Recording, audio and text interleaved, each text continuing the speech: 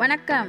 நாம் தமிழர் கட்சியின் வேட்பாளர்களின் விவசாய சின்னத்திற்கு நம் நாடு மட்டுமின்றி உலக தமிழர்களிடையே பெரும் ஆதரவு பெருகிக் கொண்டிருக்கும் வேளையில் வெளிநாடுகளில் பணிபுரியும் இளைஞர்கள் விமான பயண சீட்டினை பெற்றுக்கொண்டு அதிகமானோர் வந்த வண்ணம் உள்ளனர்.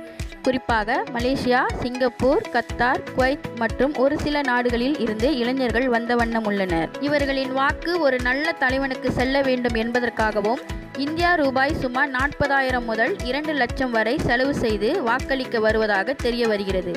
அதே வேளையில் படிப்பறிவு இல்லாத பாமர மக்களின் நிலையை உணர்ந்து உண்மையாக போராடும் பொதுமக்களுக்கு தொடர்ந்து குரல் கொடுத்து வரும் நாம் தமிழர் கட்சியின் வேட்பாளர்களுக்கு தமது வாக்குகளை போட வேண்டும் என்பதற்காக வெளிநாட்டில் இருந்து விவசாய சின்னம் பொறிக்கப்பட்ட டி-ஷர்ட்டினை அணிந்தவாறு விமான நிலையத்திற்கு இளைஞர்கள் வந்தடைந்தனர். அதனைத் தொடர்ந்து தேர்தலை முன்னிட்டு வாக்காளர்கள் தமது வேட்பாளர்களுக்கு வாக்கு செலுத்தும் போது வாக்குச்சாவடிகளில் வைக்கப்பட்டுள்ள வாக்கு இயந்திரத்தில் உள்ள எந்த கட்சிக்கு வாக்கு செலுத்துகிறோமோ அந்த கட்சியின் சின்னம் அதன் அருகில் உள்ள இயந்திரத்தில் தெரியும்.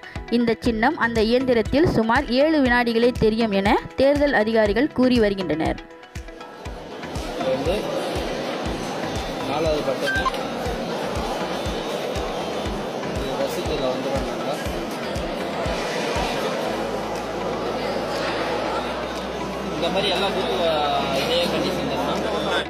எதிர்வரும் தேர்தலை முன்னிட்டு விவசாய சின்னத்திற்கு வீட்டில் உள்ள பெரியவர்கள், குழந்தைகள், கல்லூரி மாணவர்கள், இளைஞர்கள் என்று நாளுக்கு நாள் ஆதரவு பெருகி வருவது குறிப்பிடத்தக்கது.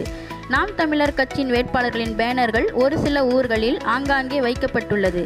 இந்த பேனர்கள் இரவோடு இரவாக மர்ம நபர்கள் விவசாய சின்னம் பொறிக்கப்பட்ட பேனர்களை கிழித்து நாசம் செய்து வருவதாக அப்பகுதி பொதுமக்கள் தெரிவிக்கின்றனர். நம் நாடு செய்திகளுக்காக கனிமொழி.